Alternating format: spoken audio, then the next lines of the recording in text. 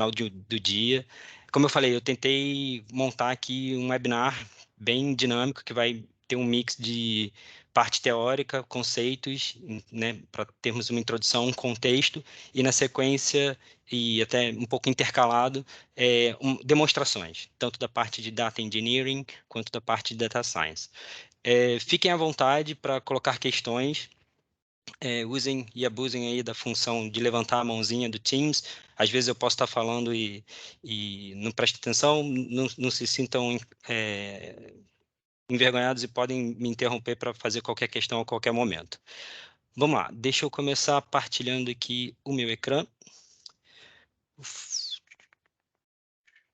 eu ver como é que isso aqui vai funcionar, só um instante. Com a apresentação, muito bem.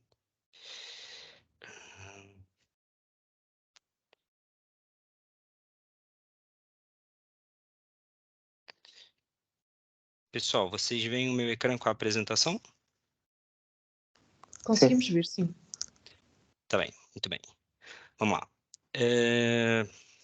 Bom, primeiro, uma pequena agenda, os tópicos principais que a gente vai abordar. Primeiro, vamos falar sobre o conceito de Data Engineering e entrar um pouquinho em detalhe de alguns tipos de processamento de dados.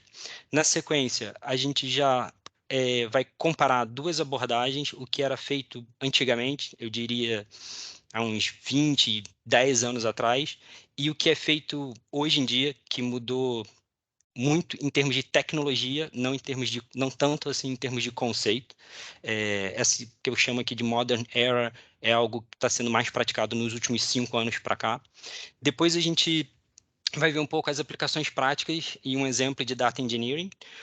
Depois a gente entra no conceito de Data Science, tentar desmistificar um pouco o que é Data Science e apresentar conceitos que muitas vezes são usados de forma intercambiável, mas que na verdade não são. E também vamos ver aqui duas formas de fazer Data Science, uma através de código e outra através de plataformas de auto machine learning, e depois uma apresentação também de uma aplicação prática, né, um exemplo de machine learning, né? Então, só para eu me apresentar, meu nome é João Ariente, eu sou um Big Data Consultant dentro da Obey. Tá aí o meu e-mail, meu contato pelo LinkedIn. Trabalho na Obey já há 3 anos. Inicialmente comecei num trabalho, num projeto da Autoridade Tributária, no projeto de Data Warehouse, que é o núcleo antifraude da Autoridade Tributária. Hoje em dia eu trabalho num outro projeto, num outro cliente da Obey, que é a Reckitt. A Reckitt é uma multinacional de Consumer Packaged Products, tanto na área de higiene quanto na área de nutrição. Então, há vários produtos da Reckitt que nós podemos encontrar em supermercados e muitas vezes nós temos até nas nossas casas, como, por exemplo, Mortem ou os remédios Strepsils, Gaviscon, ou mesmo produtos de limpeza como de roupa, como Vanish. No Brasil, há um produto de limpeza muito famoso que é o Veja, que é deles. Bom, e é isso. E lá, só explicando um pouquinho, é um projeto de Big Data, é um projeto de Data Warehouse com tecnologias de Big Data, e atualmente eu estou num projeto de Data Science que envolve tecnologias da Google e tudo mais. Bom, vamos lá. Bom, um pouquinho, antes da gente entrar naqueles tópicos, eu queria apresentar assim, um pouco o contexto da coisa, porque o que essas empresas que eu estou mostrando aqui, elas têm em comum? Essas empresas se destacaram enormemente, principalmente mais recentemente, pelo foco grande na parte de Data Analytics. Acho que tudo surge com uma necessidade básica que o Google e o Yahoo identificaram, que era como motores de busca da internet, eles precisavam indexar toda a internet. E simplesmente há 20 anos atrás não existia essa tecnologia. Então, eles criaram essa tecnologia que hoje acaba sendo o suporte de tudo que a gente chama de Big Data. E Big Data é um dos fatores que viabilizou Data Science. Mais para frente a gente vai ver sobre isso. Então, assim, cada uma dessas empresas aqui hoje tem uma presença forte, uma contribuição importante para essas novas tecnologias que levaram as profissões de IT, que, que são relativas a data analytics, a ter um foco muito grande. Então, a Google foi a empresa que acho que iniciou tudo quando ela publicou acho que foi 2003, um paper explicando o que seria o Google File System. E basicamente isso é um sistema de ficheiros distribuído que permite processamento massivo em paralelo. A partir do GFS se criou o HDFS, o Hadoop Distributed File System, que é um dos pilares da solução Hadoop, que é uma plataforma open source para a prática de Big Data. Então, de certa forma, o Google, mesmo não tendo sido o criador do Hadoop, foi ali que quem plantou a semente para que possibilitasse um dia existir o Hadoop. Outra contribuição importante da Google para esse mundo é o TensorFlow, que é uma biblioteca open source para a prática de Deep Learning, e Deep Learning é uma subdisciplina de Machine Learning.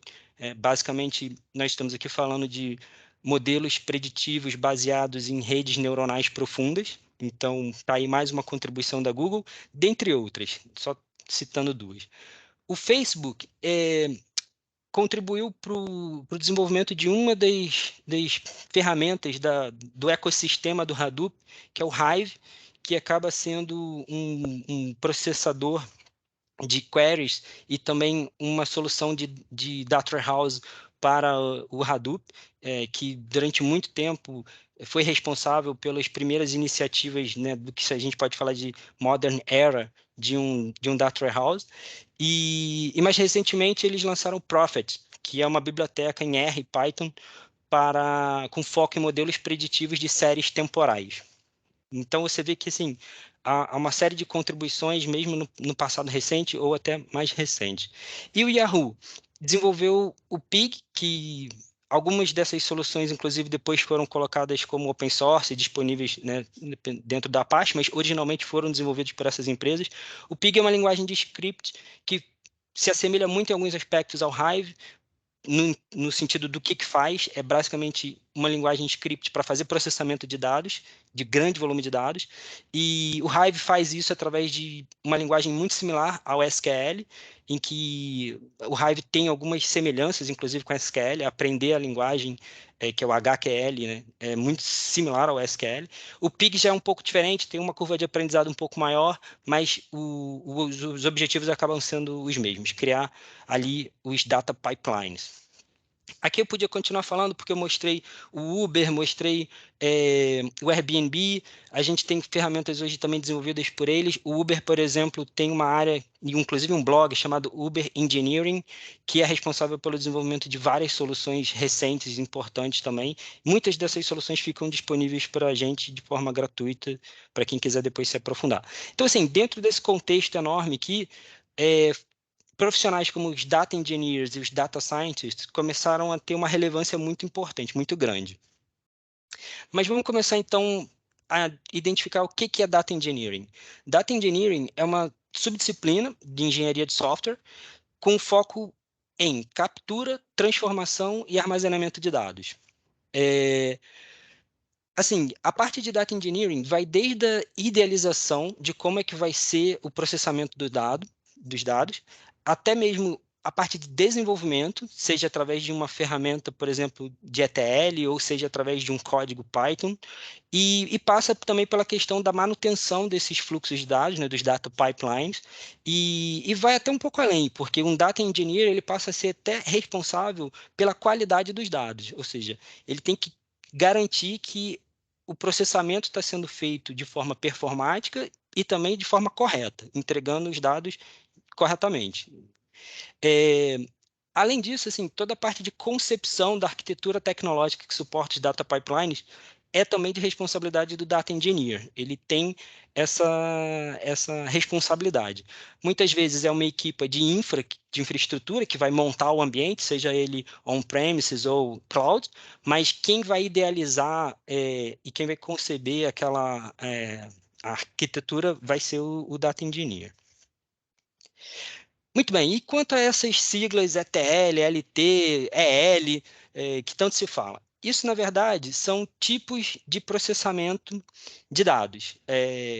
Mas podemos dizer assim que, no passado, quando a gente tinha aplicações clássicas de data warehouse e de business intelligence, né, que andam ali de mãos dadas, era muito comum se falar, inclusive, o profissional de ETL. Eu preciso de um profissional de ETL no meu projeto de DWBI. O que era o profissional de ETL? Era um data engineer, uma pessoa que tem ali um propósito de fazer todo o processamento dos dados seguindo uma ordem, que é fazer a extração, depois fazer a transformação dos dados e, por último, fazer o carregamento dos dados no data warehouse. E esse paradigma ele valeu durante muitos anos, e daqui a pouco eu já explico em detalhes a arquitetura, né, que suporta isso, mas recentemente começou a ter alguma diversidade em cima dessa lógica de tratar os dados. E aí surgiram outras maneiras de se fazer o processamento de dados, uma mais simples, que seria só a extração e o carregamento dos dados, que é o EL, e devido à evolução dos serviços, dos produtos disponíveis para processamento de dados e para consumir os dados, hoje em dia, principalmente com cloud, a gente passa a ter o ELT, que é em que eu faço a extração e faço imediatamente o carregamento dos dados, sem me preocupar em fazer nenhum tipo de transformação, sem precisar me preocupar se aquele dado é estruturado, não é estruturado, se segue uma estrutura de uma tabela com determinadas colunas como PK e etc. E simplesmente faço a extração, faço o carregamento dos dados e depois eu me preocupo com as transformações no momento de consumir o dado. Então, para exemplificar um pouco esses três tipos de carregamento de dados, eu trouxe aqui umas arquiteturas conceituais para a gente explorar. Então, nesse primeiro exemplo, eu estou apresentando para vocês o ETL. Esse aqui é uma arquitetura conceitual clássica de DW de BI. Nós temos aqui à esquerda os data sources, que podem ser sistemas como, por exemplo, sistemas corporativos transacionais, como um ERP, um CRM ou um ponto de venda. Assim, pessoal, quando eu falo sistema transacional, é porque um BI ele é um sistema de gestão, em que nós estamos preocupados em criar relatórios, dashboards com KPIs para os executivos, para os diretores de uma empresa, ou seja, os dados são consumidos muito mais consolidados. Quando a gente está falando aqui de sistemas transacionais, como um CRM, um POS, um ERP, são sistemas que estão muito mais ligados ao dia a dia do funcionamento da empresa. É um sistema de faturamento que emite faturas, é um sistema, por exemplo, de CRM que registra os pontos de contato com os clientes, seja uma reclamação, seja um pedido. É um sistema ERP, que são sistemas corporativos compostos de vários módulos, como um contas a receber, um contas a pagar, da onde você pode, por exemplo, tirar KPIs como saldo médio vencido da sua empresa, ou seja, quantos seus clientes estão te devendo em média, esse tipo de coisa.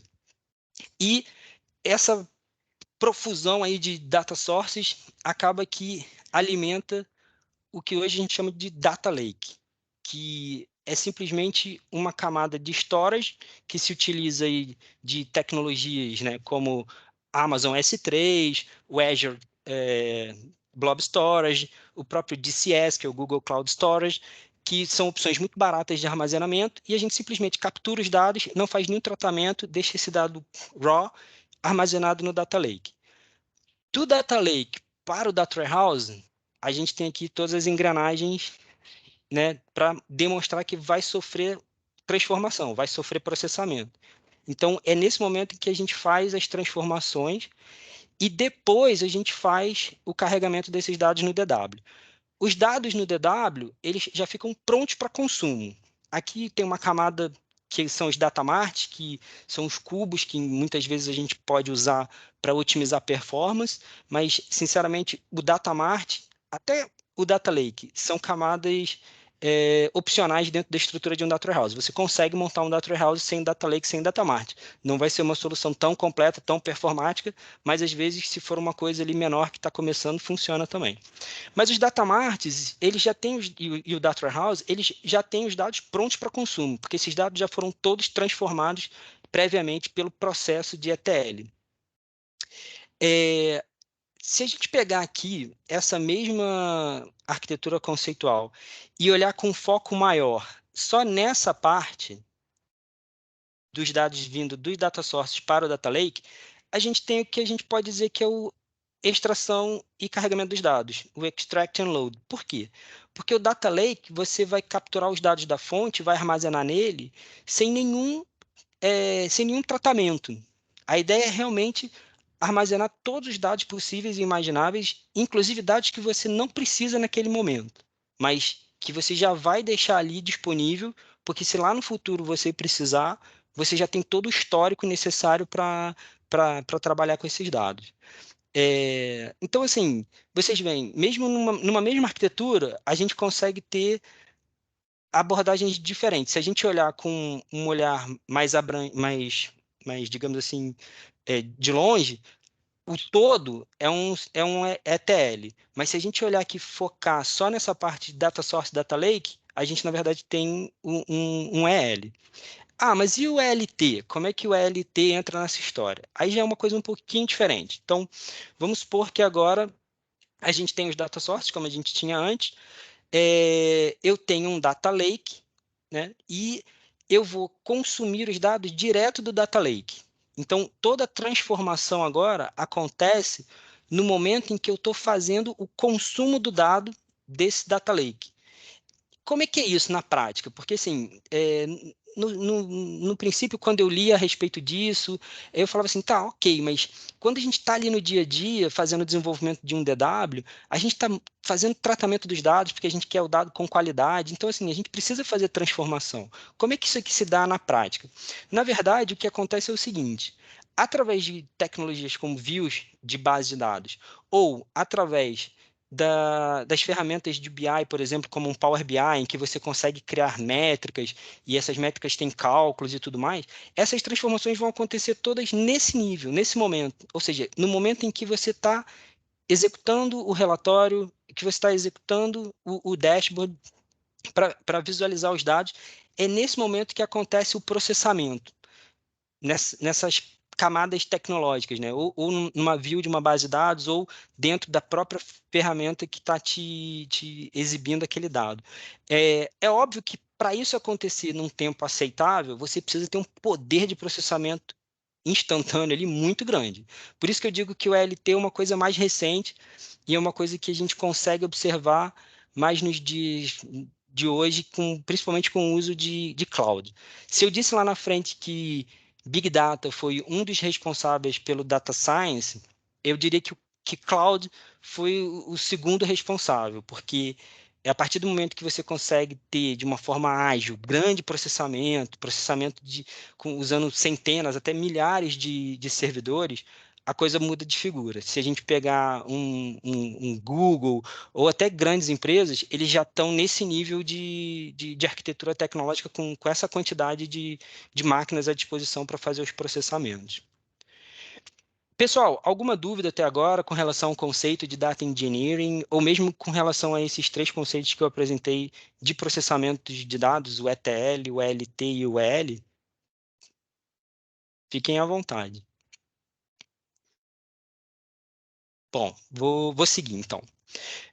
Bom, dando continuidade, já que a gente já conhece agora o conceito de Data Engineering e os conceitos de ETL, ELT e EL, eu vou mostrar um pouquinho como é que se fazia antigamente e como é que se faz hoje em dia para fazer processamento de dados. No passado, a gente tinha o quê? A gente não tinha cloud, então cada empresa tinha lá os seus servidores on-premises,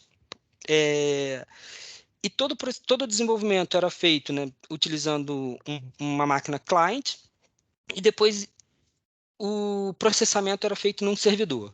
E o servidor era basicamente uma máquina única que era responsável por fazer todo o processamento. Agora, reparem, eu estou falando aqui apenas do processamento dos dados, eu não estou falando do armazenamento dos dados, porque mesmo naquela época já se tinha essa distinção, ou seja, nós usávamos um servidor para fazer o processamento de dados, desacoplado do armazenamento de dados, que era feito por um outro servidor, que é o servidor da base de dados. Então, por exemplo, vamos supor, bases de dados muito comuns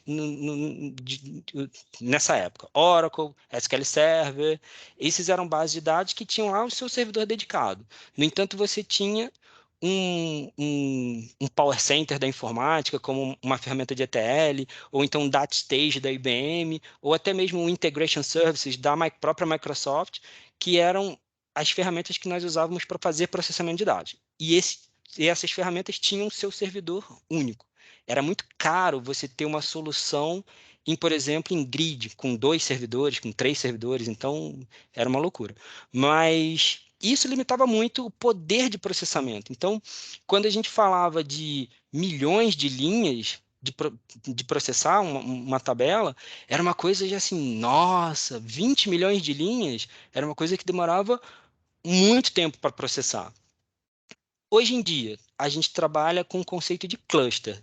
Então, a gente continua fazendo o desenvolvimento a partir de uma máquina client e tudo mais, só que aquilo depois é submetido para executar num cluster. E o cluster tem ali a máquina principal, que geralmente, por exemplo, no Databricks, que a gente vai ver na nossa apresentação, é tido como o driver, que faz toda a parte de orquestração, não faz processamento, e você tem e aqui está representado com o nome de Head Node, e você tem os Worker Nodes, os Compute Nodes, que na verdade fazem só o processamento puro e duro. E isso dá uma escalabilidade muito grande. Então, a gente começa a perceber que a gente começa a processar milhões de registros já sem tanta dificuldade. É óbvio que tudo tem prós e contras, e aqui eu tentei botar isso na balança, porque assim, muitas das soluções apresentadas com essa nova arquitetura, né, que eu estou chamando aqui de era moderna, são soluções open source. Então a gente tem o Hadoop, a gente tem até pouco tempo atrás o Elasticsearch, uma série de soluções que são open source. E isso traz aquela questão assim, então, para eu iniciar a trabalhar com isso, eu não vou ter que ter um investimento muito grande, porque geralmente as soluções open source, elas são free, mas elas também não têm suporte, você tem que contar com o suporte da comunidade, então, assim, tudo tem ali seus prós e contras. Mas essas soluções eram tão boas que valia a pena pagar esse preço, porque elas traziam processamento distribuído, processamento escalável, eu posso montar um cluster com 3 workers, como está aqui no esquema, e depois eu posso colocar 5, 10 servidores no cluster, nós no cluster, sem ter muito trabalho, porque o produto já foi desenhado para ser assim, e exatamente por ter esse processamento distribuído em paralelo, ele também tem ali a questão da tolerância a falhas, porque é uma coisa que já está no design do produto, de um Hadoop, de um Spark. Ou seja, se você tem um cluster com centenas ou com milhares de servidores, não é provável que algum dia vai dar um problema no disco ou algum outro problema. É certeza. Então, o produto tem que ser preparado para isso. Quais são os contras? Bom, eu posso botar assim, principalmente no início, falta de profissionais qualificados, a difícil manutenção, e assim, aqui a gente começa a ver que até os contras já são mitigados. Por quê? Cada vez mais a gente observa profissionais buscando se qualificarem como data engineers em tecnologias da Azure, do Google, da AWS e tudo mais. Então aqui já começa a diminuir. Difícil manutenção, eu acho que assim, quando a pessoa fazia o download de uma distribuição Hadoop, fazia a instalação, a criação do cluster, tudo ela própria, e tinha que manter aquilo tudo, isso eu acho que era muito difícil a manutenção. No entanto, hoje em dia, novamente, com os serviços de cloud, isso ficou muito, muito mais simples, porque eles simplesmente mitigaram esse risco por terceirização. Agora é uma obrigação da Google, da AWS ou da Microsoft com a Azure fornecerem o meu ambiente para eu trabalhar. E, assim, uma outra questão que no início foi muito impactante, essa questão de, bom, sistemas distribuídos não resolvem tudo. Não é porque não é uma bala de prata, você não pode usar para tudo. Por quê? Porque a gente tem um overhead aqui no processamento que é exatamente essa orquestração que o head node faz para os compute nodes. Isso, obviamente, impacta no processamento. Então, o que acontece? Se eu tenho poucos dados, o preço que eu pago por esse overhead de fazer essa orquestração não compensa. Então, assim, se eu tenho muitos dados, eu vou ganhar tanto lá na frente que pagar por esse preço de ter esse overhead para fazer essa orquestração vale a pena. Então, assim, as pessoas têm que ter um pouco, eu diria que até hoje, um pouco esse discernimento, porque, assim, às vezes não vale a pena se você está processando algumas centenas ou algumas milhares de linhas de uma tabela, você ter uma infraestrutura de um cluster mega super parrudo. Então, assim, depois que a gente já apresentou aqui o que era feito antigamente, o que é feito hoje em dia, que é basicamente essa questão do processamento distribuído, muito baseado em cloud, eu queria apresentar para vocês assim, ok, mas como é que é a parte de desenvolvimento dos data pipelines? Então, assim, uma opção é o uso de ferramentas de ETL. Então, por exemplo, aqui eu trouxe para vocês o Power Center, da empresa informática, é uma solução concorrente do DataStage da IBM, são duas ali que dominam esse mercado há anos, e basicamente são ferramentas que te permitem criar mapeamentos, fluxos de dados, em que você começa ali pelo teu source, no fim você tem o seu target, que pode ser um ou diversos, assim como também o source pode ser um ou diversos, e no meio nós temos as transformações, que podem ser transformações de lookup, transformações de normalização, transformação de group by, bom, N transformações que você precisa fazer com o seu dado. Como aqui é uma ferramenta, não tem código, você cria tudo utilizando as transformações disponibilizadas pelo fabricante. Tudo tem prós e contras. O pró é que isso aqui dá uma produtividade absurda, depois que você fica proficiente nessa tecnologia. O contra, você não vai conseguir fazer tudo que você quer, você vai conseguir fazer aquilo que as transformações existentes permitem. Mas, assim, dá para fazer bastante coisa. Eu já trabalhei muito tempo com essa ferramenta e acho que, sim, hoje em dia eles ainda evoluíram, porque eles têm uma solução em cloud também, e eu acho que, em termos de performance, eles estão evoluindo também. Mas o grande foco aqui acaba sendo a parte de produtividade. Você consegue, com uma equipe pequena, desenvolver 5.000 desses mapeamentos e orquestrar isso tudo usando uma única solução. Qual é o outro lado? A outra opção é fazer código. E aí já começa o que? Você usar linguagens como Python, ou então como R também, que é utilizado muito para fazer exploração de dados, mas para fazer data engineering eu acho que o mais comum hoje em dia é Python.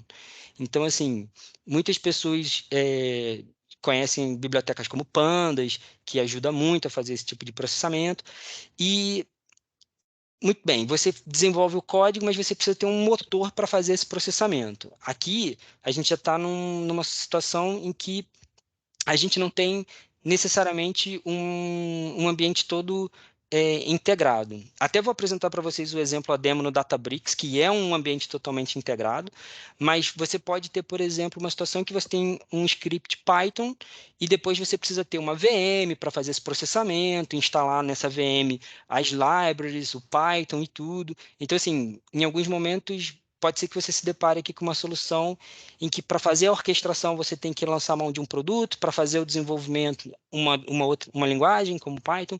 Então, pode gerar dar um certo trabalho nisso. Mas, se você desenvolve um notebook, um script em Python, e tem ali uma opção de fazer o processamento num Databricks, por exemplo, como a gente vai ver aqui, é um ambiente totalmente integrado, que tem o motor de processamento, tem a opção de você armazenar os dados em tabelas. Então, assim, isso tudo te garante produtividade e começa a se assemelhar um pouco com a solução que eu apresentei anteriormente dos ferramentas de ETL. Pessoal, alguma dúvida até aqui com relação a essas questões de data engineering? Alguém quer falar alguma coisa, contribuir? Tá bem. Vamos lá, vou continuar. Então, eu vou avançar agora para a parte de demonstração. Vamos para o Databricks. Deixa eu puxar aqui para a tela. Pessoal, vocês estão vendo o meu ecrã com Databricks? Onde está escrito aqui DE, DS Cluster 02? Sim. Muito bem, vamos lá. Muito bom. Então, assim, para explicar aqui para vocês, a Databricks disponibiliza o Community Databricks. Eu estou usando o Community, é um ambiente gratuito, vocês podem usar à vontade para fazer seus primeiros testes e primeiros desenvolvimentos. Qual é a única restrição que eles fazem aqui? O cluster que você cria é um cluster limitado. O propósito é mesmo para treinamento, né, para esse tipo de coisa. Se vocês repararem aqui, eu já criei um cluster, dei o nome dele aqui de DEDS Cluster 02. Ele está baseado no Runtime 8.1 do Databricks, que é compatível com o Spark 3.1.1 e o Scala 2.12. E a gente repara que esse cluster, na verdade, ele é composto apenas por uma máquina, com 2 cores e 15 GB. Ou seja, é um cluster que, na verdade, só tem o driver. Eu não tenho os workers. É uma única máquina para fazer todo o processamento. Mas, como eu falei, o fim aqui é uma coisa didática, então vamos lá. Bom, eu criei aqui um notebook em Python com dados de Covid-19 que eu capturei do Google Public Datasets. Então, assim, o que a gente vai fazer? Eu tenho aqui um ficheiro que eu já deixei pronto aqui dentro do Databricks com os dados de Covid-19 para Portugal. Então, vamos ler esses dados. Vou executar aqui com vocês. Ele vai ler os dados. Muito bem. Nesse momento, ele está lendo os dados do ficheiro. Vai demorar um pouquinho, mas não muito. E a primeira coisa que eu vou mostrar para vocês é o esquema desses dados. Ou seja, nós temos aí algumas colunas. Uma coluna que é uma chave para localização, data, informações de qual país é aquele dado, informação com relação a que nível está a agregação desse dado, e aí depois eu tenho KPIs, que aí são o número de casos confirmados novos, o número de pessoas falecidas, o número de pessoas vacinadas, totalmente vacinadas, ou seja, com as 2 doses, o número de doses administradas, que é a somatória do número de pessoas vacinadas com a primeira e com a segunda dose, e aí alguns KPIs demográficos, que é a população, o índice de desenvolvimento social daquele país e a renda o produto interno bruto per capita em dólar do país. Então, como a gente pegou aqui dados só de Portugal, vamos ver aqui, ó, a gente está falando de só 3.000 linhas, tá? Então, como eu falei, isso aqui é só para a gente fazer o fim didático, depois a gente expande um pouco isso. E uma pequena amostra desses dados, só para vocês não ficarem só com essa lista de colunas, está aqui um display dos dados, né? Como eu falei, a gente filtrou, pegou o ficheiro só com dados de Portugal, nós não temos algumas informações, ó, temos alguns campos como nulo, e é isso. Tá. Vamos ver. Como eu estou só com os dados de Portugal, eu não preciso aplicar nenhum filtro, então eu vou seguir aqui. Depois a gente vai voltar para essa parte. E aqui eu começo a fazer um filtro do nível de agregação. Por quê? Eu já analisei esses dados previamente e percebi o seguinte: quando o aggregation level está em 0, são dados relativos ao país como um todo. Quando o aggregation level está como 1, já é referente a uma localidade específica daquele país. Como a gente só quer as informações por país, eu já vou aplicar um filtro. Então, aqui, só para ficar claro, esse notebook é um notebook Python, mas eu estou usando Spark. Então, eu estou usando PySpark. Por isso que vocês vão ver que os comandos que eu uso aqui são comandos de PySpark. Então, o PySpark ele tem muito similar ao SQL em termos de conceituais. Então, aqui eu vou aplicar um where, como a gente faz no SQL, para aplicar esse filtro. Pegar só as linhas cujo aggregation level é igual a 0. E, obviamente, vocês veem que ele aplicou o filtro que a gente saiu de 3.768 linhas para apenas 471 linhas. Como eu estou aqui nesse ambiente do Databricks, ele é um ambiente integrado que me permite utilizar diversas linguagens. Eu posso usar Python, eu posso usar SQL, E o que eu vou fazer aqui agora é para aqueles que gostam mais de SQL, criar uma view a partir desse data frame que a gente vinha trabalhando até agora, e vou fazer uma consulta a esses dados com uma query SQL simples. Então, pessoal, vocês podem ver que aqui eu começo a fazer a exploração dos dados usando Python, PySpark mais especificamente, depois posso trocar para o SQL, se eu estiver mais familiarizado com SQL, e eu posso trabalhar com outras linguagens também aqui no Databricks, como Scala, que é a linguagem original que o Databricks foi desenvolvido. Assim, só para aqueles que não conhecem, o Databricks é, na verdade, uma distribuição do Spark, tá, pessoal? E os desenvolvedores originais do Spark fundaram a empresa Databricks e criaram o produto Databricks, que é um Spark um pouco mais otimizado em termos de performance, mas com muitos e muito mais features com relação a esse ambiente todo aqui de desenvolvimento integrado. Muito bem. Então, agora que a gente já viu aqui os dados até através de uma query SQL, mas voltando um pouco para a prática aqui do uso do PySpark, eu vou continuar com algumas transformações. Ou seja, se a gente observar aqui no início, a nossa coluna date ela era string. Ela foi lida como um string, como uma sequência ali de caracteres. E eu não quero isso, eu quero fazer uma conversão para date. E depois eu quero fazer a criação de uma nova coluna, que é uma coluna de ano e mês, e eu quero converter essa coluna de ano e mês para inteiro, para que eu possa ler, por exemplo, 2020-01 como um número. Então, faço aqui essas transformações. E interessante é que agora eu vou mostrar aqui o print schema, e a gente observa que a coluna date virou o tipo de dado date, e que a coluna year month foi criada e ela é do tipo inteiro. Interessante é que a linguagem PySpark me permite fazer exatamente a mesma coisa dessa forma aqui, ó, pessoal. Se eu quisesse, eu podia substituir esses dois por esse aqui, ou seja, eu já faço no mesma linha a transformação e a conversão do tipo de dado, tá bem? Só para exemplificar que as coisas podem ser feitas de formas diferentes. Se a gente fizer agora aqui o display desse data frame, a gente já vai observar a coluna date como date, e aqui no fim a coluna nova que foi criada, year month, como um inteiro constituído pelo ano e pelo mês. E essas transformações não alteraram a quantidade de registros que nós temos, nós continuamos com 471 registros. Agora o que eu quero fazer eu quero fazer uma agregação desses dados por mês, porque eu quero saber quantos novos casos nós tivemos num determinado mês, quantas vacinas foram dadas num determinado mês. Então, através desse comando, eu faço um sum com um group by. E aqui eu já começo ao tempo todo, como uma prática, de conferir aquilo que está acontecendo com os dados no data frame. E como a gente pode observar, agora a gente não tem mais 471 registros, a gente passa a ter somente 16 registros.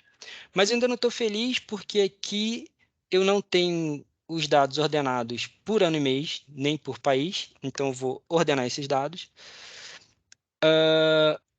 E se a gente for conferir os dados agora que já estão ordenados, ainda há uma coisinha aqui para fazer, que nós temos muitas colunas que não têm dados para determinados períodos. Então eu vou substituir esses nulls todos por 0. Vou contar novamente o número de registros que nós temos, mantivemos os 16, e finalmente chegamos ao final do nosso notebook de Data Engineering com os dados prontos para serem gravados. E como aqui é uma demonstração, vou gravar esses dados como um ficheiro, tá bem? Só para fins aqui didáticos, eu coloquei aqui essa instrução coalesce 1, que na verdade vai fazer com que o CSV que vai ser gerado seja um único ficheiro CSV. Isso aqui não é uma boa prática no dia a dia, é só porque aqui nós estamos fazendo uma demonstração, porque a grande vantagem do Spark é poder fazer o processamento distribuído, e ele faz esse processamento distribuído baseado em algumas premissas, e uma delas é ter diversos ficheiros para que ele possa distribuir esses ficheiros pelos drivers do cluster, desculpa, pelos workers do cluster e fazer o processamento em paralelo.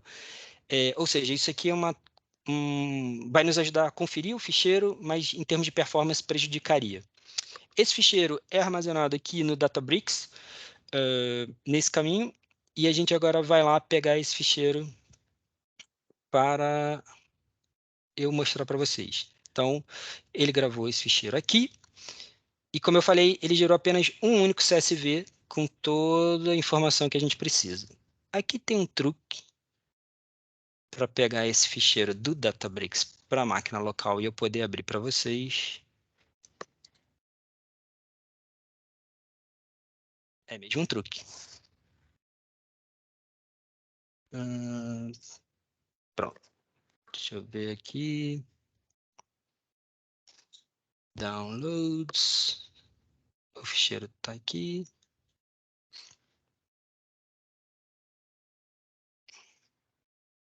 Então, se a gente reparar agora, a gente tem aqui as informações de Portugal, ordenadas e consolidadas por mês, desde o ano de janeiro de 2021 até abril de 2021. Aqui a gente não tem dados de abril completos também, apesar de nós estarmos agora no iniciozinho de maio, eu capturei esses dados lá em meados de abril. Por isso que dá para notar aqui uma queda, por exemplo, bem grande. Se a gente pegar aqui o número de pessoas vacinadas, quase a metade do que foi vacinado no mês passado, mas é porque por causa disso. E pronto, eu tenho aqui os nossos dados prontos, carregados. No caso, fiz essa carga dos dados para um ficheiro, mas poderia muito bem ser uma tabela, e usualmente né? É só porque aqui foi para fins didáticos. Então, assim, aqui foi um desenvolvimento de... Apresentei para vocês um notebook de Data Engineering que leu um ficheiro, preparou os dados desse ficheiro, fez uma agregação, fez um cálculo, deixou esses dados já prontos para serem consumidos por um relatório e armazenou esses dados num destino, que no caso aqui foi um ficheiro mesmo dentro do Databricks, mas poderia muito bem ser uma tabela do Data Warehouse. Só para fins de curiosidade, a gente usou só os dados de Portugal, né, pessoal? Vamos fazer agora aqui com os dados de todos os países que estavam disponíveis. Vou fazer aqui um clear state run all e deixar ele fazer esse processamento aqui e vamos ver quanto tempo ele vai demorar e quantas linhas ele vai processar. Então, começamos a fazer esse processamento agora, às 18h17. Ele está agora lendo o ficheiro. O ficheiro, obviamente, é um ficheiro muito maior do que o que a gente usou só para Portugal. Eu acho que chega a ter 10 milhões de linhas. Pessoal, enquanto ele faz esse processamento, alguém tem alguma dúvida, quer colocar alguma questão com relação a essa parte do notebook de Data Engineering que foi apresentado?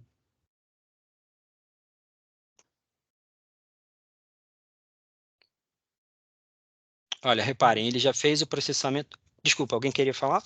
Eu tenho uma questão. Esse Databricks compra-se uma licença e depois pode-se usar conforme estás a usar aí. É dessa forma que se trabalha com ele? Compra-se Sim, uma sim. licença e ele faz o processamento distribuído? É isso que acontece? É isso. O Databricks ele é uma distribuição do Spark, então tudo que está aqui por trás fazendo o processamento é o Spark.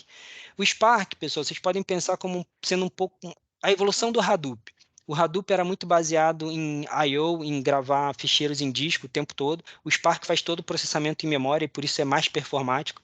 Então, assim, o que está aqui por trás é um motor de Spark, mas o Databricks acaba sendo uma solução que a gente consegue desenvolver notebooks, seja em Python, em SQL, em Scala, em diversas linguagens, e esses notebooks depois eles podem ser executados num cluster que você configura de acordo com a sua necessidade. Obviamente que se você criar um cluster muito grande, você vai pagar mais por isso, né? Tem aqui sim uma licença que tem que ser paga para usar o Databricks. Especificamente, esse ambiente que eu estou aqui, o Community Cloud Databricks, se vocês colocarem no Google Databricks Community, vocês vão ter o link para esse ambiente que eu estou. Ele é gratuito. Vocês não vão pagar por ele, mas, assim, como eu falei, ele vai conseguir fazer algum processamento só, porque o cluster que ele deixa você criar é um cluster, na verdade, só de uma máquina, né? Na verdade, nem é um cluster, é um servidor ali, digamos assim. Mas para fins de iniciar um desenvolvimento, fazer uma POC, alguma coisa assim, é válido. Eu fiz toda a minha tese do mestrado com o Databricks Community na área de Data Science. Em algum momento, claro, eu tive ali modelos que executaram durante 4 horas, mas também porque eu estava fazendo um processamento muito intenso com redes neuronais profundas de Deep Learning, mas a maioria das coisas eu conseguia fazer muito rápido. Agora, para um uso profissional, sim, você tem que pagar uma licença do Databricks para usar esse ambiente. E ele é disponível em algumas clouds. Então, por exemplo, eu já trabalhei profissionalmente e trabalho profissionalmente com o Databricks na Azure, e o Databricks também está disponível na AWS e recentemente na Google, na cloud da Google, que se chama Google Cloud Platform, GCP. Inclusive, a Albay foi a empresa pioneira no uso desse ambiente da Databricks no GCP, junto com o cliente Racket. Pessoal, deixa eu ver aqui se ele já terminou o processamento. Alguém tem mais alguma pergunta? Respondi a sua pergunta. Sim, só tenho mais uma questão, que é, depois, se eu criar um processamento destes, eu consigo guardá-lo e utilizá-lo noutra plataforma ou fico Sim. preso a esse? Sim, não. Aqui, por exemplo, eu vou mostrar aqui. Eu tenho aqui um folder e que eu tenho esses 2 notebooks. O que eu apresentei até agora foi o de Data Engineering. Eu posso vir aqui e fazer um export. Esse ficheiro DBC é proprietário Databricks, mas você pode, por exemplo, exportar esse notebook como sendo uma extensão de notebooks, que é o IPython, se eu não me engano. Olha, ele vai... Deixa eu botar aqui, keep. Não, ele exporta como .py. Tá vendo? Ele cria aqui um notebook.py. E você pode depois usar isso, por exemplo, num Jupyter Notebook, que é uma outra plataforma de processamento de notebooks, inclusive, se eu não me engano, é open source. Também Ok, você não obrigado. fica preso a uma tecnologia, Esse é um dos pontos positivos, né? Naqueles prós e contras, isso é um dos pontos positivos. Você não fica amarrado. Pessoal, aqui ele já fez todo o processamento, deixa eu ver lá no final. Já fez. Então, olha só, ele demorou pouco menos de 4 minutos para fazer todo o processamento dos dados de todos os países. E deixa eu ver aqui quanto... Ó, ele processou 10 milhões de linhas em pouco menos de 4 minutos. Isso a gente está falando de um notebook relativamente simples, em que eu faço só a leitura dos dados e depois faço uma agregação, mas também a gente está falando de um cluster que, na verdade, é suportado por apenas uma máquina. E a gente processou 10 milhões de linhas em menos de 5 minutos, menos de 4 minutos, na verdade. É isso, pessoal. Vamos voltar lá, então, para a nossa apresentação, para agora a gente entrar um pouco no mundo de Data Science. Já falamos muito de Data Engineering. Então, Data Science. Data Science é um outro conceito que é diferente de Big Data, que é diferente de Data Engineering, e que às vezes as pessoas usam de forma intercambiável o conceito Data Science e Machine Learning, mas são coisas diferentes. Data Science é uma coisa mais abrangente, é o conjunto de princípios que suportam e guiam o processo de extração de informação e conhecimento dos dados. É uma definição bonita, né? Mas o que interessa é o seguinte, que Data Science é um conceito mais abrangente, é um conceito que mistura 3 áreas importantes, que é matemática e estatística, muita estatística, eu diria, a parte toda de TI, né, de informática, e o conhecimento do negócio, o expertise do negócio. Um data scientist é um profissional que tem que reunir um pouco de cada uma dessas vertentes. E, como eu falei, acaba por ser um conceito mais abrangente que engloba integração de dados, visualização de dados, machine learning, business intelligence, data mining, que é um conceito também que não se usa mais tanto esse termo, porque machine learning meio que substituiu, mas também está aqui no bolo. Isso tudo faz parte de data science. Mas e machine learning? Machine learning é como se fosse uma subdisciplina de data science. É quando a gente está ali treinando um modelo estatístico, um modelo preditivo, que é um modelo estatístico, quando a gente está preparando os dados, processando os dados, né, usando esse modelo para fazer um clustering, para fazer, como a gente geralmente usa, para fazer uma classificação ou para fazer uma regressão. Essa é mesmo a parte que a gente pode caracterizar como machine learning. Então, assim, aqui para ficar mais claro, eu trouxe o processo de data science passo a passo. Então, a gente tem a parte de data loading, que aí é muito parecido com o que a gente viu agora em data engineering, que a gente fez a leitura dos dados, né, de um ficheiro. A gente tem toda a parte de data checking, data cleansing, de preparar os dados. Então, assim, todos esses primeiros passos, se a gente reparar, são passos que um data engineering, na verdade, faz. Depois começa o trabalho de um data scientist, que é, por exemplo, o tratamento de valores que estão ausentes, como é que a gente vai fazer para tratar esses valores, se a gente vai substituir, se a gente vai usar uma média, se a gente vai usar uma mediana, se a gente vai usar até mesmo interpolação, tem algumas técnicas para fazer esse tratamento. Também depois tem o tratamento dos outliers, ou seja, o que são os outliers? São aqueles pontos muito fora da curva. Então, será que todo outlier é realmente um dado que foi lido errado ou não? Às vezes pode ser que não, a gente tem que tomar cuidado e aí a gente tem que tomar decisões de como a gente vai tratar, se a gente vai considerar, se a gente vai eliminar esses outliers. Toda a parte de análise descritiva dos dados, né? Tipo, você avaliar o histograma de cada variável, de cada, né, coluna do seu dataset, para ver como é que está a distribuição do dado, calcular a média, mediana, para ver como é que está a dispersão e tudo mais. Isso tudo são esses passos aqui que compõem o processo completo de data science, né? A visualização dos dados, a visualização é importante, porque é através da visualização que a gente consegue obter alguns insights. E ainda na fase ainda de preparação, antes do que seria propriamente machine learning, a gente tem ali o tratamento das features, que a gente considera em data science cada informação que a gente vai alimentar o modelo, que é cada variável de input para o modelo, a gente chama de feature.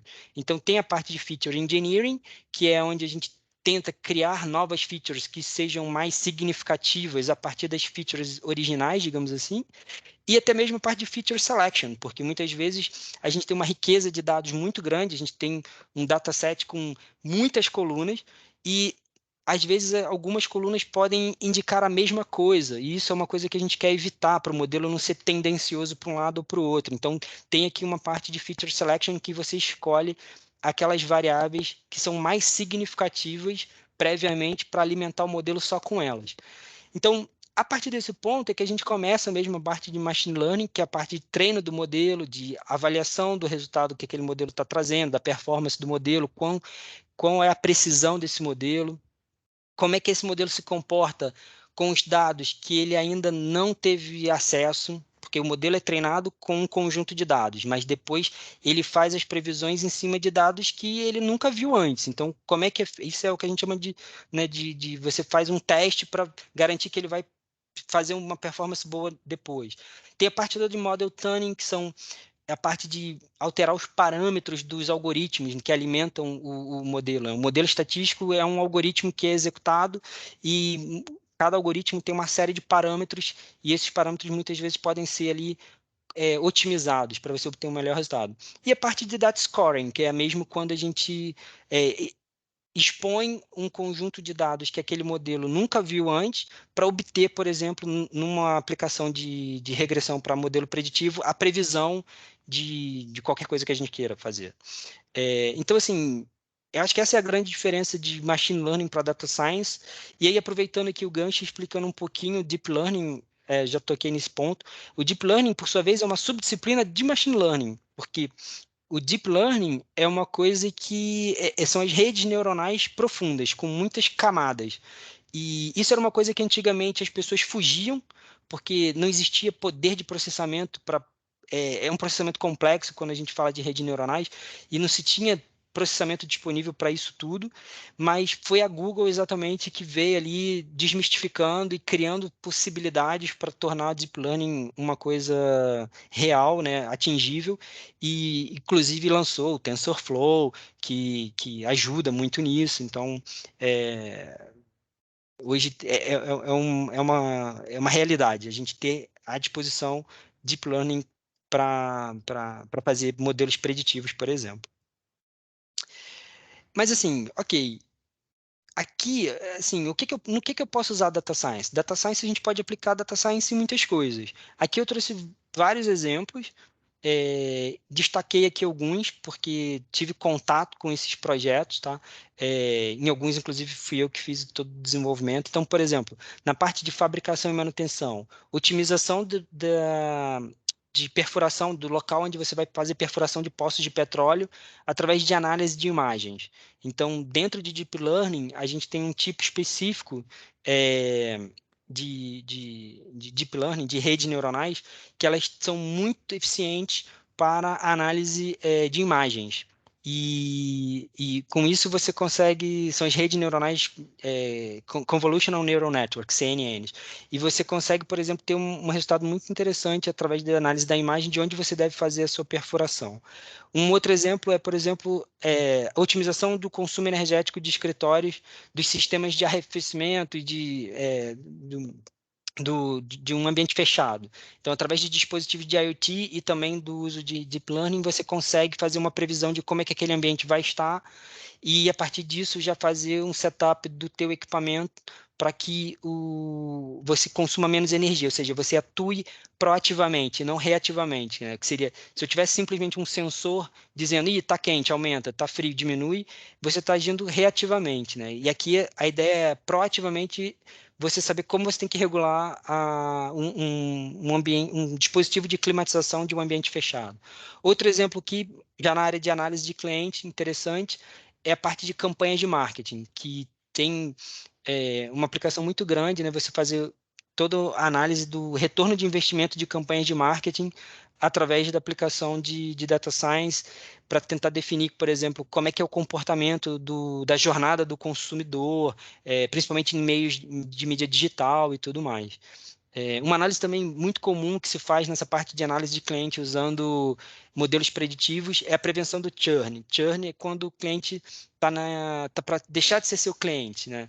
Então, você, às vezes, consegue observar determinados comportamentos que se repetem e o dado consegue expor isso, que aquele cliente está deixando de consumir contigo até o ponto em que ele para de ser teu cliente, ele migrou para a concorrência. Então, você tem ali um modelo para te alertar de que você precisa fazer uma ação em cima daquele cliente ou daquele conjunto de clientes, se você estiver ali tratando aquilo como um cluster, para você tentar recuperar o cliente. Então, essas são algumas aplicações práticas de data science, tá, pessoal? Agora, como é que a gente faz data science? Como é que a gente usa? Qual é o ambiente que a gente usa? Hoje a gente tem duas opções. A gente pode fazer através de codificação, né? Python, R, são as duas linguagens que eu acho que ganharam mais destaque nessa jornada. Python, aqui eu listei algumas bibliotecas, né, importantes para a prática de data science. Pandas e NumPy são bibliotecas para você fazer trabalhar o dado, né? Pandas permite que você represente o dado de uma forma, numa estrutura didática, é o data frame. NumPy, por sua vez, permite você representar o dado através de arrays e multidimensionais. Mas, por exemplo, o scikit-learn é uma biblioteca em Python focada em machine learning. Ela traz uma série de algoritmos já prontos para você aplicar modelos de regressão, modelos de classificação e assim por diante. Fazer a avaliação dos modelos, a gente vai ver aqui na demonstração. Quer a extensão TensorFlow e PyTorch já são bibliotecas mais voltadas para a prática de Deep Learning. Keras, inclusive, é um wrapper que pode ser usado em cima do TensorFlow, que facilita o uso do TensorFlow. E tem outras aqui, bibliotecas também de R que eu citei, e botei aqui um exemplo, que é inclusive o exemplo da demo que a gente vai ver. Ou seja, código. A outra opção, as plataformas de alto machine learning, que tem algumas aí mais famosas, aqui eu trouxe para vocês uma chamada H2O, uma outra muito famosa é a DataRobot. Então, assim, essas plataformas elas tentam desmistificar um pouco a prática de data science para que um utilizador menos proficiente na prática de data science ou menos familiarizado com código consiga fazer Data Science. Então, ele aqui são plataformas que geralmente permitem você subir o dado, né, disponibilizar o dado para ela através de um ficheiro, através de um bucket de cloud, alguma coisa assim. E aí ele faz toda a análise. Aqui a gente tem, por exemplo, um histograma de cada uma das colunas do dataset, em que ele já mostra, tá vendo, o gráfico, uma análise estatística preliminar do dado, de cada variável, né, de cada coluna do teu dataset. Então, assim, isso aqui tudo você poderia atingir através de código, usando aquelas bibliotecas, mas aqui você já tem uma plataforma que te ajuda. E aqui, nessa outra tela, ele mostra a execução de um experimento, que ele encara cada execução, né, de um modelo em que você tem o treino, a avaliação e tudo mais, ele considera um experimento dentro do universo da H2O. E aqui ele te dá uma série de indicadores do que foi feito, porque o foco dessas ferramentas é, além de facilitar a prática de machine learning, é também garantir um conceito da interpretabilidade, ou seja, deixar de ser uma caixa preta, ser uma coisa que seja mais fácil de ser explicada para as pessoas do negócio, porque esse é o grande diferencial, né? Você conseguir não só produzir resultado, mas produzir resultados com clareza para a área de negócio. Pessoal, alguma dúvida com relação a data science, machine learning, plataformas, bibliotecas de linguagens de programação, que alguém queira falar? Se vocês, então, não têm dúvidas, eu vou para a parte da demonstração. Vamos voltar para o Databricks. Deixa eu abrir aqui o Databricks, cadê? Muito bem. Voltamos aqui para o Databricks, mas agora vamos para esse outro notebook que eu criei. Ele já se conectou. Novamente, é um notebook Python.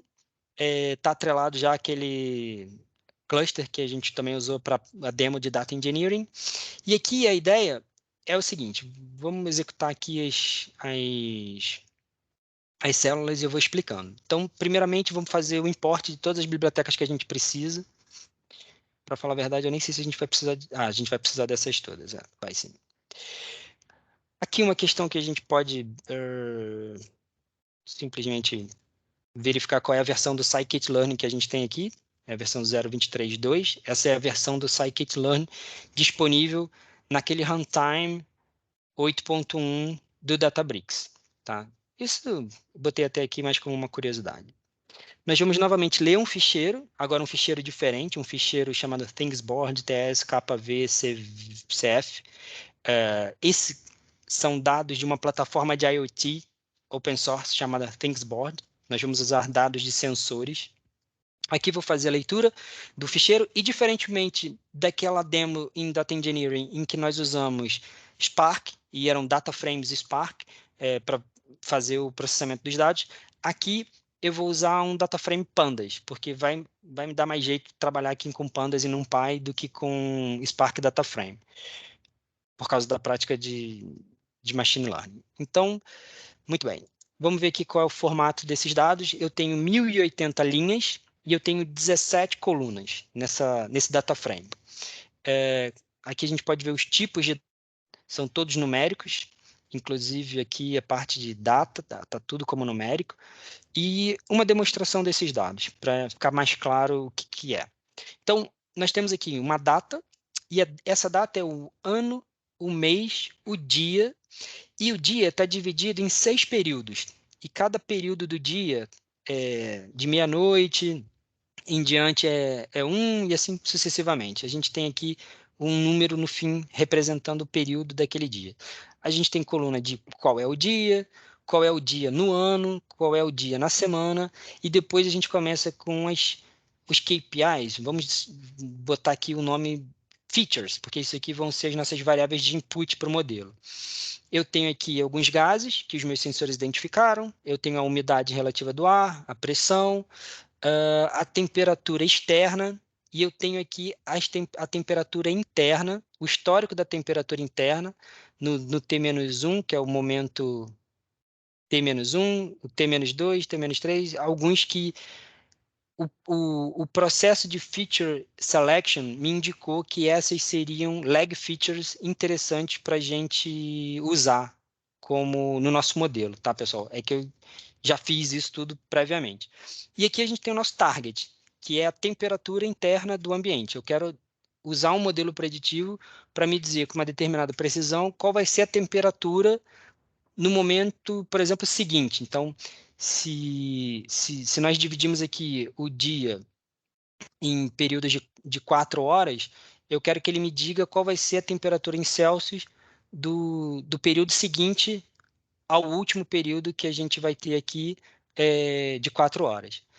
Então, o que a gente vai fazer? Essa célula, ela contém, por exemplo, os diversos algoritmos que nós vamos usar para testar. A gente vai usar regressão linear, a gente vai usar uma aplicação para a regressão do algoritmo de K-nearest neighbors, a gente vai usar árvores de decisão para fins de regressão, porque aqui é um modelo preditivo, então é uma aplicação de regressão. A gente vai usar Support Vector Machines para regressão também. Aqui são os tipos de algoritmos que eu elegi para a gente comparar e ver qual é o que vai ser mais performático. Inicialmente, o que a gente faz aqui? A gente faz um tratamento, já estou convertendo os dados de data frame do Pandas para um array NumPy, e aí eu estou dividindo o meu dataset de forma a ter a minha variável target separada das minhas variáveis de input, e depois eu crio diferentes datasets. Um dataset de treino e um dataset de validação. Tá bem? Esse dataset de validação, ele vai ficar esquecido por enquanto, e eu vou fazer todo o meu treino, tudo em cima apenas do meu dataset de treino. Então, vamos lá. Vamos fazer esse processamento. Ele já rodou, já correu todos os modelos, e aqui ele já apresenta um resultado. Tá? Ele está me apresentando aqui uma métrica que é a MSE, que é o Mean Square Error, o Standard Deviation, né, o desvio padrão, e aí eu estou calculando o Root Mean Squared Error. Por que eu estou calculando o Root Mean Squared Error aqui? Porque quando eu calculo o Root Mean Squared Error, eu trago o erro para a mesma ordem de grandeza do target. Então, para ficar claro para a gente, essa opção aqui, o Linear Regression, ele teve um erro de 0,3 graus Celsius. Acho que assim fica mais fácil a gente entender o quão preciso está sendo, por exemplo, o algoritmo de Linear Regression. Se a gente comparar, por exemplo, com o Support Vector Machine errou consideravelmente, né? Um erro de 2,6 graus Celsius talvez já possa até ser alguma coisa que alguém já sinta ali um ambiente mais quente ou mais frio. Mas 0,3 já é uma coisa bem legal. Então, se eu quiser aqui, eu posso ver essa representação em gráfico. Basicamente, a gente tem aqui o erro no eixo Y, então quanto mais próximo aqui do zero, mais preciso é o algoritmo. Cada um deles que a gente executou está aqui representado no eixo X. E como a gente pode ver, ó, o Support Vector Machine foi o que teve a pior performance e também teve a maior variação. Esse gráfico de box whiskers aqui, ele acaba mostrando para a gente a mediana e a variação do pior resultado e do melhor resultado.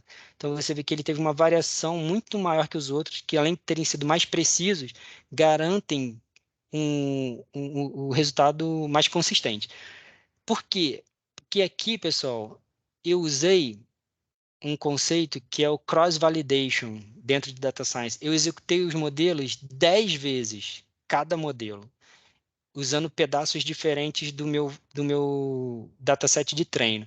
Por quê? Porque assim, como a gente está tratando de modelos estatísticos, a gente não tem uma certeza, a gente trabalha com assertividade, eu estou fazendo uma média de 10 execuções, porque eu quero garantir que eu peguei quase todas as possibilidades.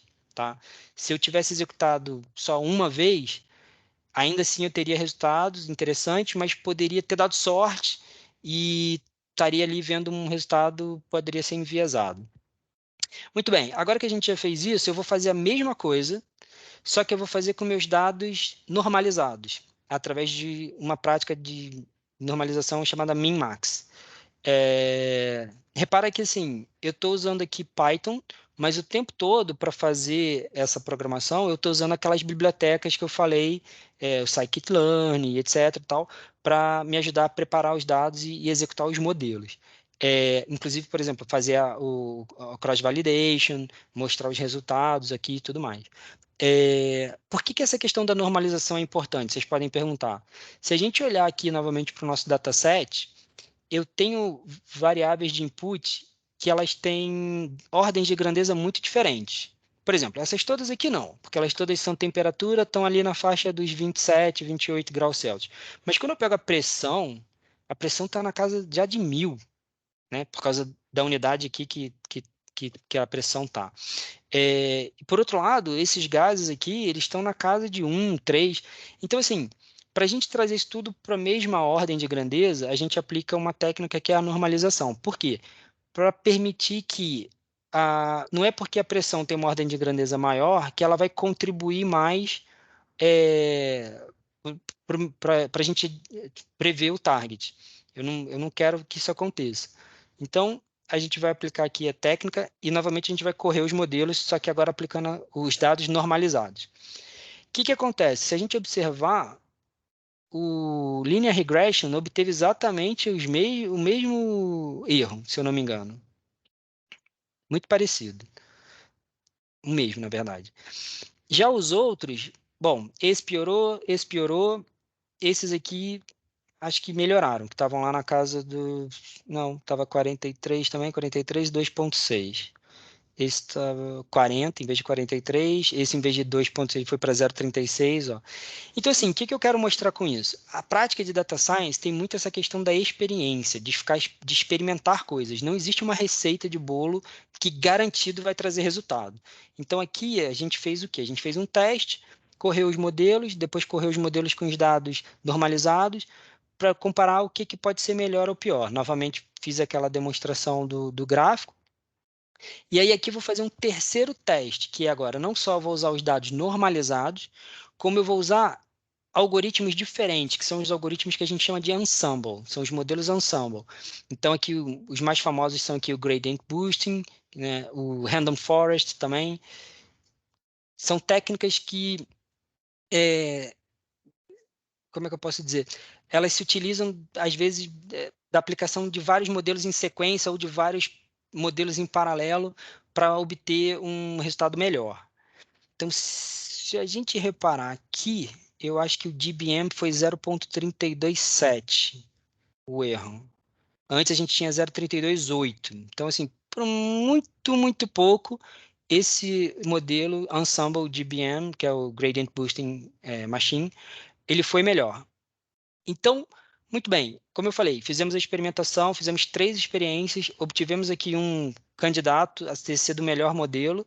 Então, o que a gente vai fazer? Posso comparar aqui de novo com aquele mesmo gráfico. Aqui a gente repara que, olha que interessante, né? Eu acho que o extra tree teve um resultado até melhor. Mas olha como o resultado dele foi foi pouco balanceado, ou seja, eu tive dos 10 que nós executamos, uma foi muito boa, mas as outras todas foram muito mais, por isso que puxou a mediana aqui para baixo. Eu vou seguir com o DBM que está com um resultado mais consistente, mais homogêneo. E aí eu vou partir para a parte de tuning, que é onde eu posso atestar os parâmetros desse modelo para tentar otimizar esse modelo. Então, repara que esse modelo estava com um resultado de 0,32. Quando eu passo para o tuning, o que eu vou fazer aqui no tuning desse modelo? Eu vou utilizar uma técnica que é o grid search para procurar dentre esses aqui qual é o melhor parâmetro para o número de estimators, que é o número de árvores de decisão que esse algoritmo utiliza. Então vamos correr essa parte do tuning. Então, assim, toda essa demonstração está muito focada na parte de machine learning, como vocês podem ver. A gente está preparando o dataset para executar os modelos, executando os modelos, fazendo experiências diferentes para identificar qual é o melhor modelo e depois nós estamos, nesse momento, tentando otimizar o melhor modelo para que nós tenhamos o resultado ideal. Aqui vai demorar um pouquinho, mas não muito. Na verdade, ele está usando ali, né, na primeira tentativa, 200 árvores de decisão, depois 300 e tudo mais, até os 600. E vai apresentar os resultados para a gente usando as mesmas métricas de performance que a gente tem usado. Pessoal, enquanto ele faz esse processamento, alguém tem alguma dúvida? Alguém quer colocar alguma coisa? Fiquem à vontade.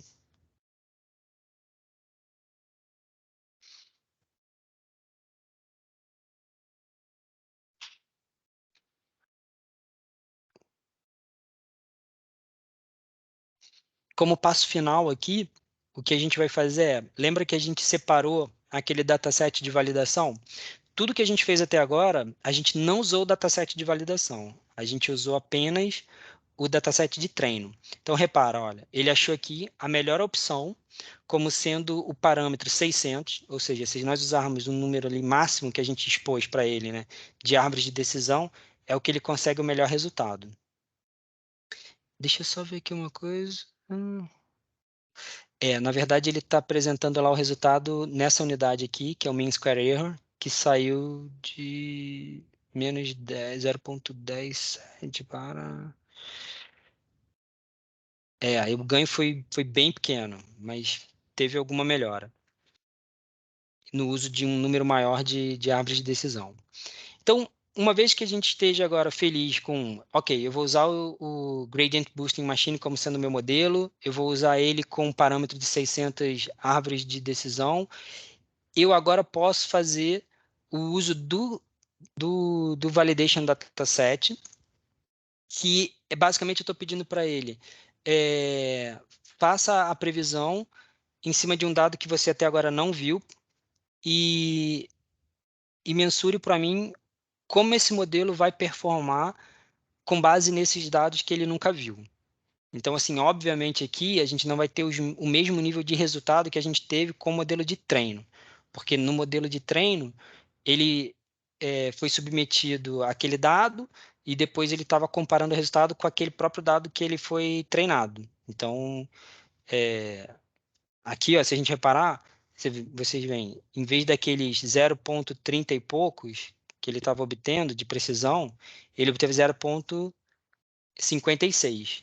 O que ainda é muito bom, porque se a gente parar na realidade para pensar, eu estou conseguindo fazer a previsão da temperatura de um ambiente interno, tipo de um escritório, de uma loja no shopping center, com uma precisão de 0,5 graus Celsius. Pessoal, aqui foi uma demonstração da prática de machine learning, né, na prática de data science, né, no conceito mais abrangente de data science, com um notebook Python, utilizando as bibliotecas de Python, e basicamente é essa a dinâmica do trabalho de um data scientist, que, como a gente percebeu, é totalmente diferente da dinâmica de data engineering que a gente viu a demo antes. Então, só para a gente fechar aqui a nossa apresentação, eu queria trazer esse resumo, porque acho que é importante, né? O Data Engineer é o profissional responsável pelo desenvolvimento e manutenção dos fluxos de dados, pela garantia da qualidade dos dados, tudo isso que a gente viu na primeira demo. O Data Scientist já é responsável por outras coisas, como análise estatística da base de dados, a criação e a seleção das variáveis de input, as features, a parte de treinar os modelos, como a gente viu aqui, de otimizar os parâmetros, e mesmo de obter o resultado e transformar esse resultado em insights que possam ser depois transformados em ações para o negócio de forma clara. E aí a gente tem uma outra figura que é o Business Analyst, que isso aqui é quase como se fosse uma sequência, né? O Data Engineer entra, faz a preparação dos dados, disponibilização dos dados e tudo mais. Depois entra o Data Scientist, faz o trabalho dele de Machine Learning e tudo mais. E depois o resultado disso é passado para o Business Analyst e aí sim esse, com os insights obtidos, vai conseguir transformar aquilo em ações do negócio e tudo mais. Repara que tem aqui uma sinergia e uma interseção, porque muitas vezes o data engineer entra um pouco no trabalho do data scientist e vice-versa, né? Tem um ponto aqui de interseção. Mas eu acho que cada dia mais fica claro a necessidade de especializar essas funções. No princípio, quando surgiu o data science e o conceito do data scientist, o data scientist tinha que fazer tudo. ele tinha que fazer a preparação dos dados que ele ia usar, fazer a captura dos dados que ele ia usar, e basicamente o Data Scientist virou um superhero dentro de IT, porque ele tinha que saber de tudo. E hoje a gente já percebe uma adoção maior da prática de Data Science e uma especialização da função das pessoas dentro do projeto. Pessoas com a função exclusiva de Data Engineer, outras com a função de Data Scientist e tudo mais. Eu mesmo trabalho hoje num projeto em que nós temos assim, uma equipa dentro de um projeto de Data Science, em que nós temos perfis bem estabelecidos, em que um é Data Engineer, o outro é Data Scientist, e depois a gente tem um Machine Learning Engineer, que é uma função que acaba sendo assim mais de operacionalização dos modelos, porque como a gente viu aqui, esse notebook de Data Science, da demo de Data Science, é muito exploratório, né? É o Data Scientist testando qual é o melhor modelo, depois otimizando os parâmetros, mas um dia ele vai chegar na conclusão assim, isso aqui é o meu resultado ótimo. Ok, agora eu preciso operacionalizar isso, eu preciso botar isso para executar todo dia, para trazer resultado para o negócio com dados atualizados todo dia, e isso já não é mais, muitas vezes, pode ser, mas assim, pode ter uma figura específica dentro do projeto a fazer isso, e aí seria o Machine Learning Engineer. E o Data Scientist ficaria mais com foco ali nos modelos e tudo mais. Mas pode ser que seja uma equipe muito enxuta e que ele tenha que fazer tudo. Então, assim, são os pontos de interseção que existem nessa nova realidade aí de Data Science, Data Engineer e tudo mais. Pessoal, o que eu tinha para apresentar era isso. Espero que vocês tenham gostado. Queria pedir um favor, porque assim, eu queria tirar uma foto, assim, se vocês puderem assim, ligar as câmeras, se sentirem à vontade, é claro, só para a gente registrar esse momento aqui. Foi um pedido que a academia fez e ficaria grato se vocês pudessem aí colaborar para depois a gente divulgar aqui essa sessão que a gente teve.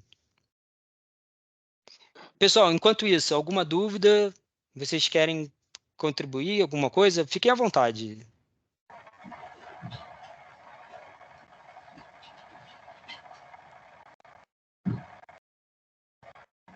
Deixa eu ver aqui. Vamos lá. Vou capturar agora aqui a imagem, pessoal. Espera aí.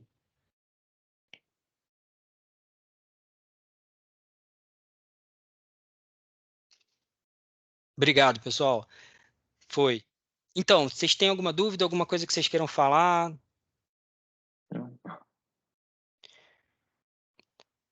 Olha, eu vou colocar aqui uma coisa que às vezes eu penso que pode ser uma curiosidade interessante. Por exemplo, uma dúvida que poderia ter surgido, tipo, eu posso ter a prática de Data Engineering sem a prática de Data Science? Posso, claro. Por exemplo, num projeto de Data Warehouse, de BI, muitas vezes a gente faz muito processamento de dados, mas sem a aplicação, né, de modelos preditivos, modelos de clustering, ou o que for. Já o contrário já não é mais uma realidade. Assim, toda vez que a gente está falando da prática de data science, obrigatoriamente a gente tem que ter lá na ponta, no início de tudo, um data engineer ou o data scientist fazendo o papel do data engineer. Assim, é mais ou menos assim que eu acho que as coisas funcionam. Ok, pessoal. Queria agradecer então a presença de todos e encontro vocês aí numa próxima oportunidade, tá bem? Ok. Muito obrigado.